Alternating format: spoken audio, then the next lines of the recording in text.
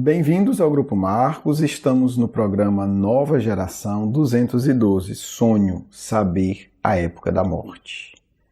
Vamos começar com um poema, intitulado a São Pedro de Piracicaba, uma cidade, do poeta Gustavo Teixeira. É uma homenagem que ele faz também à cidade dele. Ele é paulista, nasceu na cidade de São Pedro e desencarnou em 1937. Vamos ao poema. Último instante, derradeira imagem, nas procissões da sombra em longas filas, era a morte, cerrando-me as pupilas, no doloroso termo da romagem. Graças a Deus, a crença era meu pajem, e buscando-lhe, ansioso, as mãos tranquilas, chorei de gratidão ao pressenti-las, conduzindo-me à luz doutra romagem. Ó terra de São Pedro, que amo tanto, com que angústias te vi banhada em pranto, nos supremos e tristes estertores. Trabalha e espera sobre os céus risonhos, que a morte é vida para os nossos sonhos e paraíso para as nossas dores. Bonito, né? Eu achei bem legal, leve e muito informativo, Uma escrita muito interessante. Vamos voltar a ele já. Vamos aqui para a questão 411, parte 2, capítulo 8 de O Livro dos Espíritos. Olha a pergunta que Kardec faz aos espíritos. O espírito encarnado, nos momentos em que está desprendido da matéria e age como espírito, sabe a época da sua morte? Pergunta é essa. Você está dormindo, está bem desprendido do corpo, no plano espiritual. Naquele momento você sabe que está encarnado, obviamente, porque aí tem um cordãozinho ligando ao corpo. E aí você... Naquele momento o espírito sabe quando vai desencarnar? Resposta. Frequentemente. Ele a pressente. Então ele tem uma noção. Algumas vezes tem consciência bem nítida. E é o que no estado de vigília lhe dá a intuição. Daí resulta que certas pessoas preveem, por vezes, sua morte com grande exatidão. Então, o que é que eles estão dizendo? O mais comum é que se tem uma intuição, uma noção. Mas, algumas vezes, a pessoa sabe exatamente. Eu vou desencarnar daqui a 3 meses, daqui a 30 anos, daqui a 45 anos. É um tema muito interessante, porque ele vai tocar numa outra questão que não está tão direta aqui citada. A nossa compreensão do que é a encarnação, a nossa compreensão real do que é a morte. A pergunta que se pode fazer é, mas por que é que todo mundo não sabe? Por que é que eu não sei? Por que é que você não sabe? Por que é que a maioria das... Eu acho até que eu sei, mas enfim. Por que é que a maioria das pessoas não sabe? Porque aí há o aspecto da educação emocional. Porque mesmo nós espíritas, a gente já tem, no geral, alguma teoria, mas a gente não tem amadurecimento emocional. Muita coisa que a gente não sabe, não é porque a lei de Deus proíbe, é porque a nossa imaturidade tornaria esse saber fonte de perturbação. Então, a misericórdia divina nos permite, não é Deus que bloqueia não, nos permite a nós mesmos bloquearmos a informação. Então a gente não lembra de vida passada, não é porque é proibido. É porque a gente não dá conta, ou a gente dá conta, mas acha que não dá.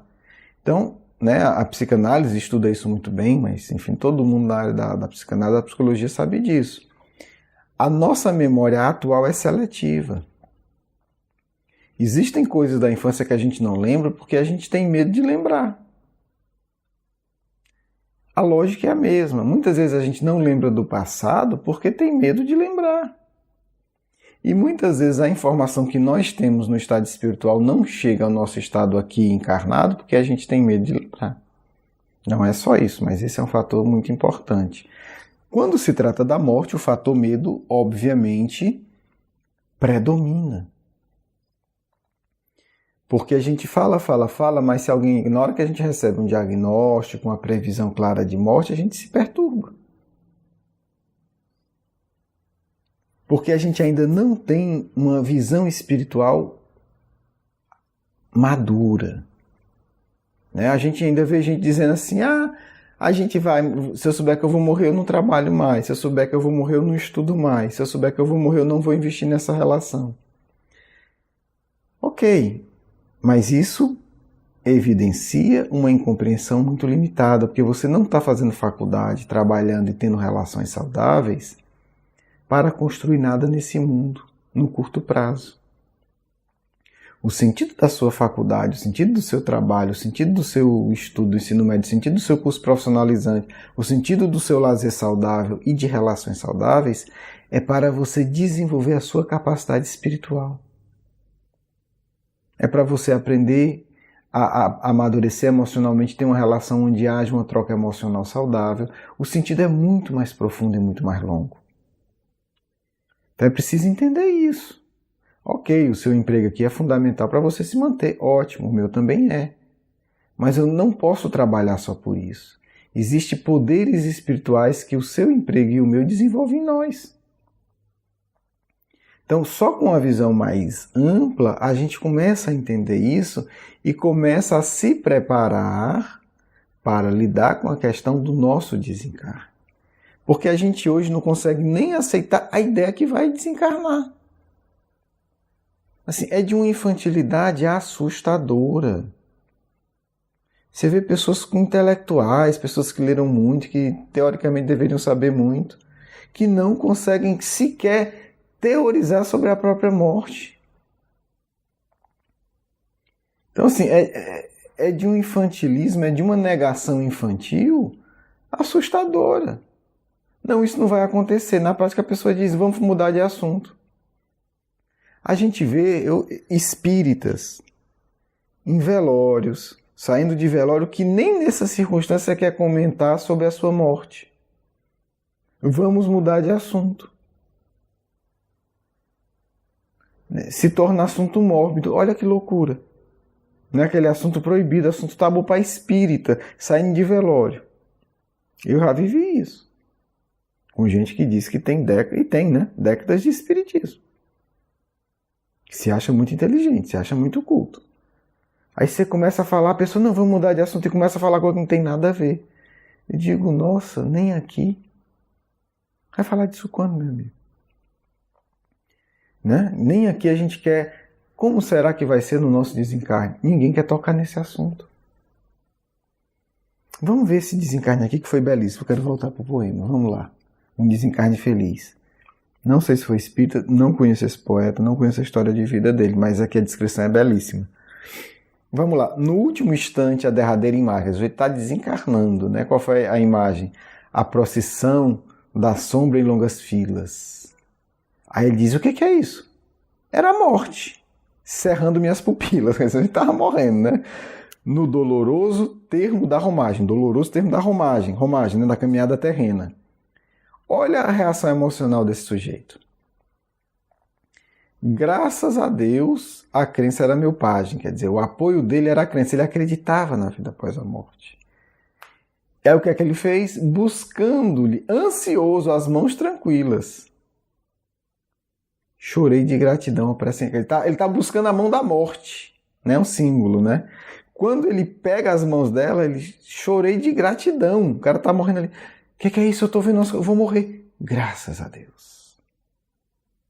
Né? Então ele busca a morte nesse sentido de ótimo, conduzindo-lhe à luz da outra paisagem. Ele lamenta a terra. Eu não sei se ele era famoso, não conheço realmente se houve um lamento, né, da cidade.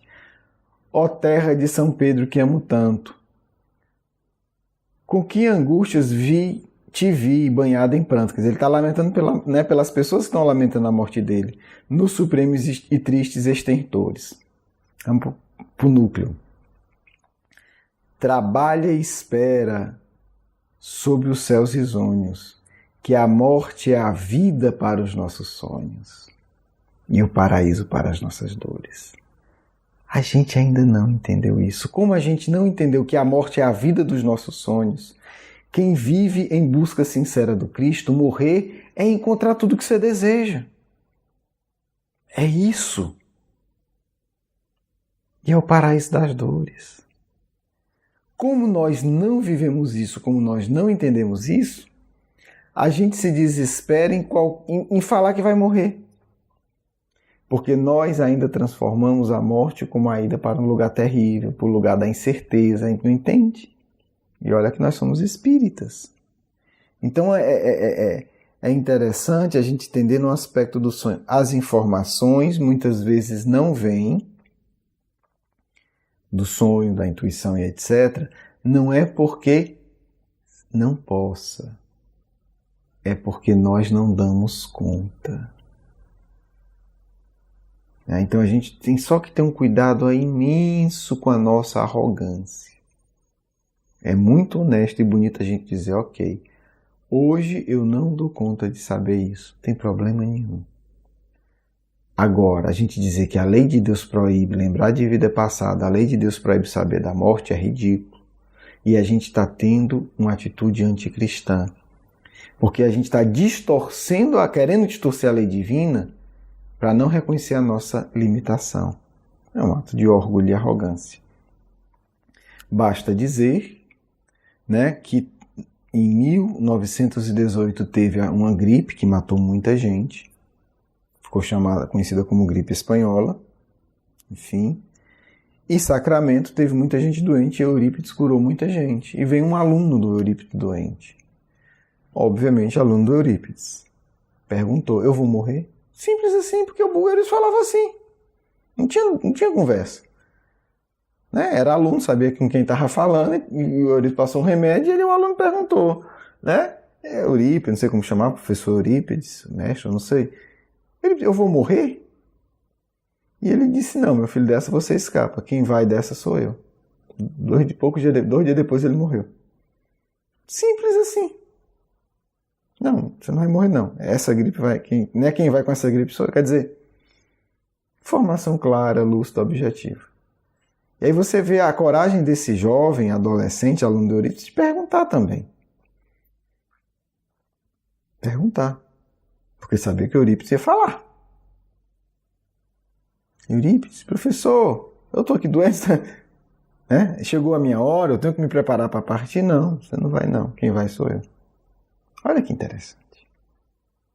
Então, é entender que, não estou dizendo que a gente tem que saber, não estou obrigando a saber, mas vamos ter humildade de se perguntar, eu consigo lidar com essa informação aqui no estado de vigília? Né?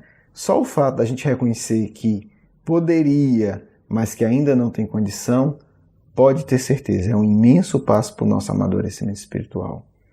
Do que a gente fingir que é um grande doutor de espiritismo, que é um grande conhecedor e tal, e ficar até distorcendo o trabalho do Cristo com Kardec para esconder a nossa limitação. Não façamos isso. É o caminho das trevas. Porque foi isso que nós fizemos ao longo de séculos. Toda a história aí da igreja para comprovar isso.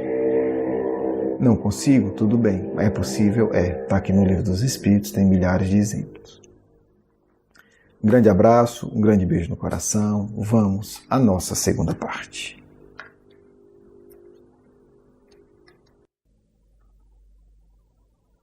Que a paz do Cristo esteja em nossos corações.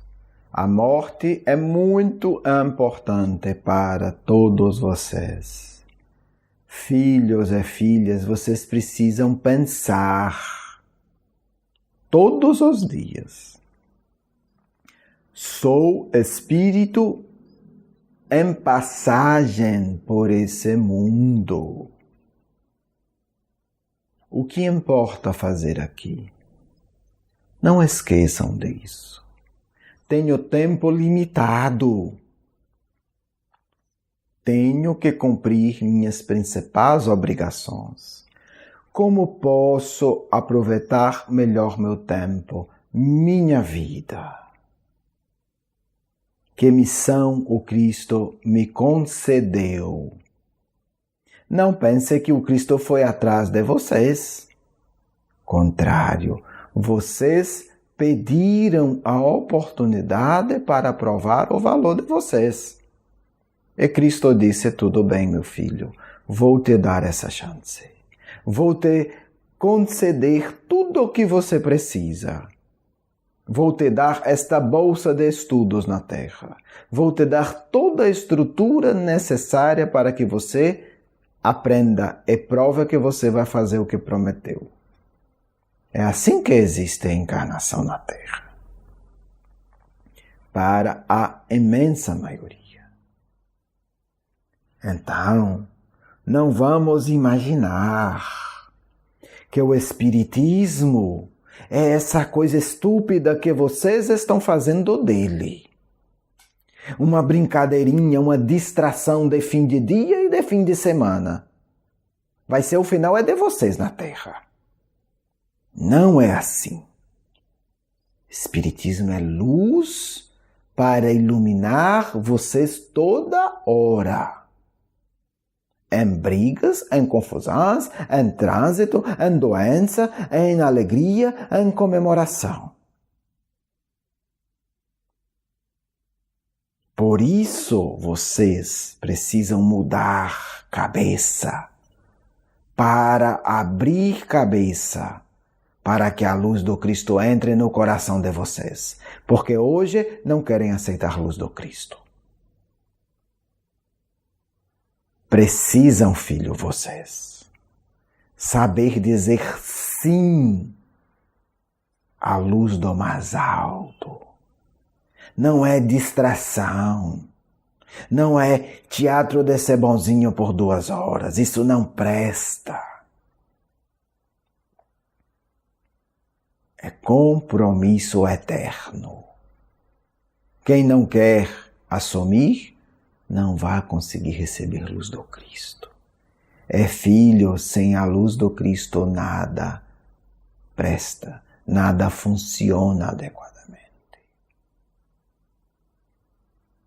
Não pensem, vou fazer isso e fica tudo bem. É triste, mas vou dizer algo muito duro. Muitos de vocês querem tratar o Cristo como se fosse uma criança. E vocês, os adultos. Vou dar esse brinquedinho aqui, vou dar esse presentinho porque fica satisfeito e pronto. Imagine que estupidez. Imagine como vocês vão ficar tristes quando reconhecerem isso. E estiver muito longe da encarnação. Porque desencarnaram ninguém sabe como será a próxima. Peço que vocês pensem muito. Que compromisso desejo ter. Nesse tempo tão curto, tão estreito que vocês têm na Terra. E se perdem em tamanhas distrações tolas. Já vivi em mundos que são 800 anos a encarnação. Não perdíamos um dia, porque sabíamos que ia acabar logo. Era preciso aproveitar cada instante. E muitos de vocês têm poucas décadas de vida. E ficam ainda, será que eu faço? Será que assumo o compromisso? Ou vou continuar enganando aqui, esperando o tempo passar para um dia talvez fazer algo sério? Não é possível, filhos, que vocês levantem sem orar e sem pensar nisso. Senhor, mais um dia. Talvez seja o último. Claro que um dia terá esse dia. Claro, preparem-se. Preparem-se na fé e no trabalho. Muitos de vocês poderiam ter programação totalmente revelada. Por que não tem? Porque não estão se preparando todos os dias, orando, alimentando consciência. Alimentar a consciência que se é imortal. É que a terra é passagem breve, meus filhos.